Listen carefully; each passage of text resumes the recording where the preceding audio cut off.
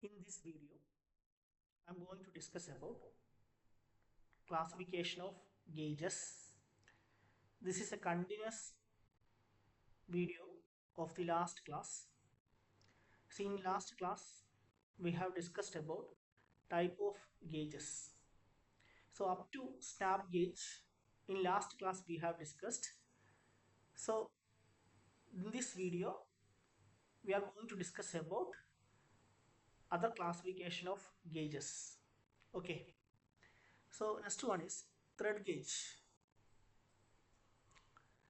So what is gauges? Previous class we have discussed about what is the concept of limit gauges. Limit gauges, they are not measuring gauges, they are only inspection gauges. They are used to check whether the machined part is within the tolerance. It consists a go side and a no go side. Go side, that is always decided based on maximum metal condition, that is lower limit of hole and upper limit of shaft. No-go side, that is designed based on minimum metal condition, that is upper limit of shaft and lower limit of upper limit of hole and lower limit of shaft. So during inspecting a part with gauges, the go side should enter into the hole. If the go side is not entering, that means the part is undersized. And no-go side, that should not be entered into the hole. If the no-go side is going, that means the part is oversized. So up to snap gauge, last class we have discussed. So this class, initially I am going to discuss about thread gauges. Thread gauges are used to check the pitch diameter of a thread. ഇപ്പോൾ thread gauges commonly use ചെയ്യുന്നത് threadന്റെ pitch diameter check ചെയ്യാൻ വേണ്ടിയിട്ടാണ്. For checking internal thread, plug thread gauges are used. For checking external thread, ring thread gauges are used. So there are two classification of thread gauges, plug thread gauge and ring thread gauge. Plug thread gauge, that is used to check the internal thread, and ring thread gauges, that is used to check external thread.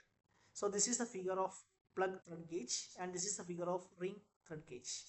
So plug thread gauge, that consists two sides, a go side and a no go side. Okay. And this is the figure of ring gauge.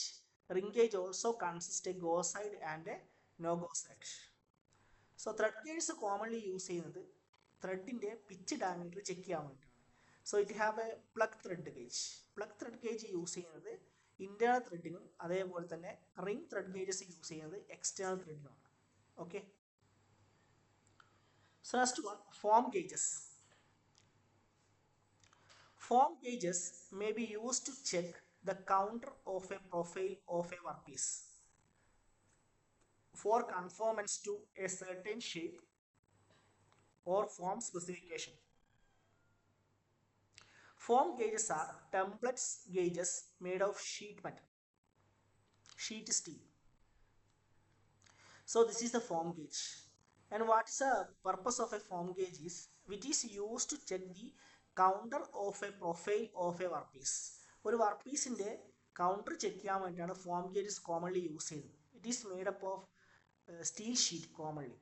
Okay, so this is the form gauge and this is the workpiece to be checked. Next one, screw pitch gauge. So this is the figure of screw pitch gauge. Screw pitch gauges are used to check the pitch of thread. It is very much used in everyday tool to pick out a required screw. The number of flat blades with different pitch is pivoted in a holder. The pitch value or number of thread per inch is stamped on each blade. So this is a figure of screw pitch gauge. And what's the purpose of a screw pitch gauge? Which is used to check the pitch of a thread and which will help to select the screw of required pitch easily. It consists number of blades and it is pivoted in a holder, and the pitch value of each blade is marked upon the blade. Okay. Then radius and fillet gauge. Radius and fillet gauge are used to measure radius of curvature. the radius may be either outer or inner. The gauges are made in set of thin plate curved to different radii at ends. According to the type of radius to be measured, the end of the blade is made to either concave or convex profile. So radius or fillet gauge, which is used to measure the radius of curvature, it will be either outer or inner radius. It is available in a set of blades, and upon each blade the radius is marked. Okay, so this is the radius gauge. This is the radius gauge. It is used to check the radius of curvature or a fillet of a workpiece. Next one, feeler gauge. Feeler gauges are used to check the clearance between mating parts. That's very important. For checking clearance between the mating parts, the feeler gauges will be used. They are made to from 0.03 mm to 1 mm thick of 100 mm long. The blade are pivoted in a holder. So they are made from 0.03 mm to 1 mm and the length will be 100 mm and the blade are pivoted in a holder. To find the size of the clearance, one or two blades are inserted and tried for a fit between the contacting surface until the blades of suitable thickness are found. So the main purpose of a feeler gauge is which is used to find out the clearance between the mating parts. So these are available in blade form and each blade, the thickness of the feeler is marked. So this is the figure of the feeler gauge. So ninth one, that is plate gauge or wire gauge. So this is plate gauge and this is wire gauge. The thickness of sheet metal is checked by mean of a plate gauge and thickness of or wire diameter by mean of wire gauge. Plate gauges which are used to check the thickness of the plate and wire gauges which are used to check the diameter of wires. The plate gauge is made in the range of 0.25 mm to 5 mm and the wire gauge is made in the range of 0.1 mm to 10 mm.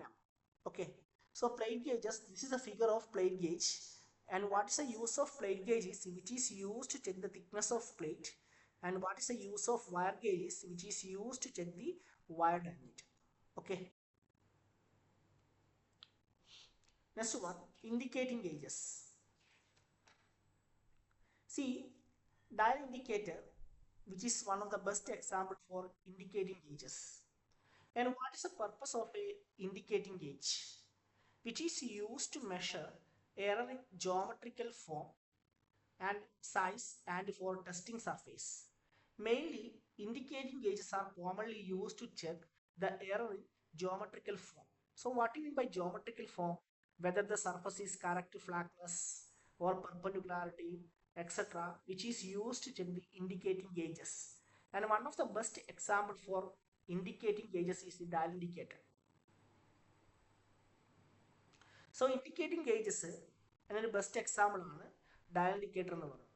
Indicating gauges commonly use ചെയ്യുന്നത് which is used to measure error in geometrical form with respect to one reference surface.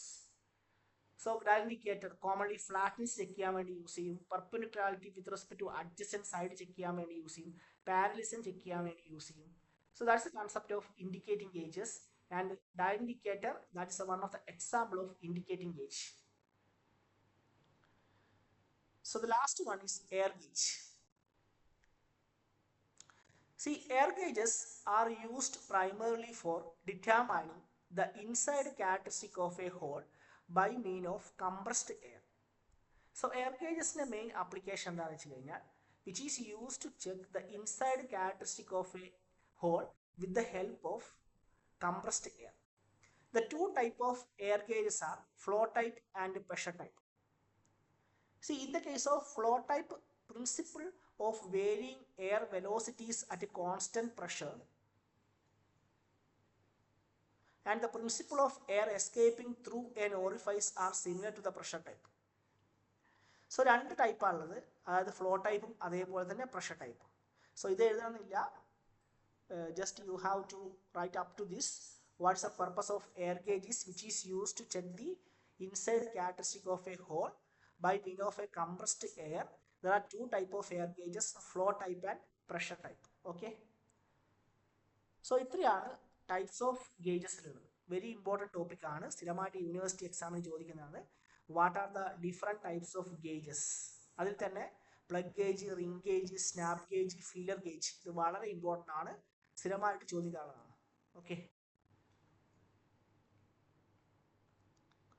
Next one, Taylor's principle of gauging. വളരെ important ആയിട്ടുള്ള concept ആണ് Taylor's principle of gauging എന്ന് പറയുന്നത്. Okay. So this Taylor's principle of gauging, that is regarding the gauge design. In 1905, William Taylor explained the process of checking the component. This concept known as Taylor's principle are used in the design of limit gauge. William Taylor ആണ് 1905 Taylor's principle define ചെയ്തത്. So that's why it is known as Taylor's principle, and it is used to design of limit gauges. Limit gauge design ചെയ്യാൻ വേണ്ടിയിട്ടാണ് Taylor's principle commonly use ചെയ്യുന്നത്. Limit gauge means that may be a plug gauge, snap gauge, ring gauge, feeler gauge, anything. Okay. So every limit gauge have a go and no-go gauge. Go and no-go gauge should be designed according to material condition.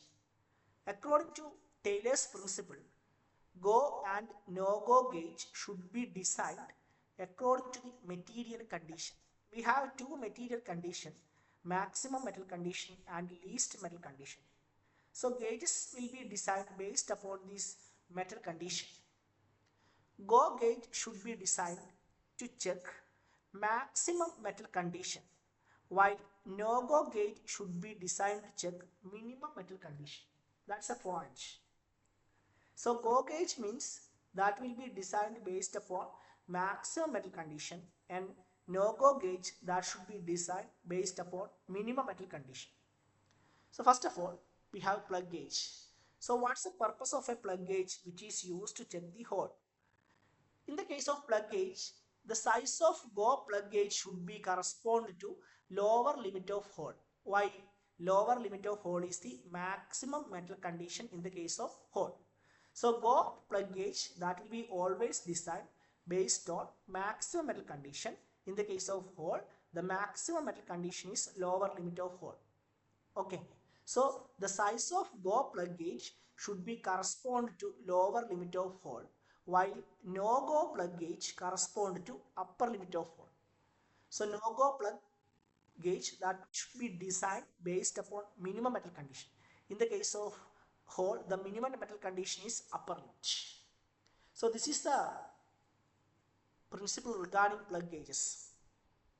So the size of plug gauge should be correspond to the lower limit of hole, while no plug gauge correspond to upper limit of a hole. Okay. So next one, in the case of snap gauges to check the shaft, for checking outside diameter of shaft, we are using snap gauge, ring gauge, etc. Go snap gauge correspond to higher or upper limit of shaft. In the case of shaft, the maximum metal condition is upper limit of shaft. So go snap gauge correspond to higher or upper limit of shaft. No go snap gauge correspond to lower limit of shaft. So go limit maximum metal condition, that will be upper limit of shaft and lower limit of hole. No go limit, that is minimum metal condition, that is least material condition, that is lower limit of shaft and upper limit of hole. So this is the Taylor's principle of gauges. So വളരെ important ആയിട്ടുള്ള ടോപ്പിക്കാണ്, സ്ഥിരമായിട്ട് university എക്സാമിന് ചോദിക്കുന്നതാണ്. Explain Taylor's principle of gauges. ഈ രണ്ട് ഫിഗറും വരച്ചിട്ട് എക്സ്പ്ലെയിൻ ചെയ്യണം, ഈ രണ്ട് ബോക്സും വരക്കണം. Okay. So next one, last topic ആണ് fourth module, allocation of gauge tolerance. See, in practice, gauges cannot be manufactured to exact size. The closer the limit are held, more expensive the gauge will be. Some allowance must be provided. there are two type of allowance: gauge tolerance or gauge maker's tolerance and wear allowance. See, while manufacturing gauges, it is very difficult to maintain the exact size. See, when the closer size is maintaining, the cost of gauge will be increased. So there will be some allowance must be provided, and there are two type of allowance: gauge tolerance or gauge maker's tolerance and wear allowance. So gauge tolerance or gauge maker's tolerance. The allowance provided to the gauge maker for manufacturing gauge is called gauge tolerance or gauge maker's tolerance. The gauge tolerance should be kept as small as possible. This will increase the cost of manufacturing gauges. The limit gauges are usually provided with a gauge tolerance of 10% of work tolerance. Limit ഗേജിൻ്റെ gauge tolerance എന്ന് പറയുന്നത് work ടോളറൻസിൻ്റെ 10% ആയിരിക്കും. Tolerance on inspectional gauges is 5% of work tolerance.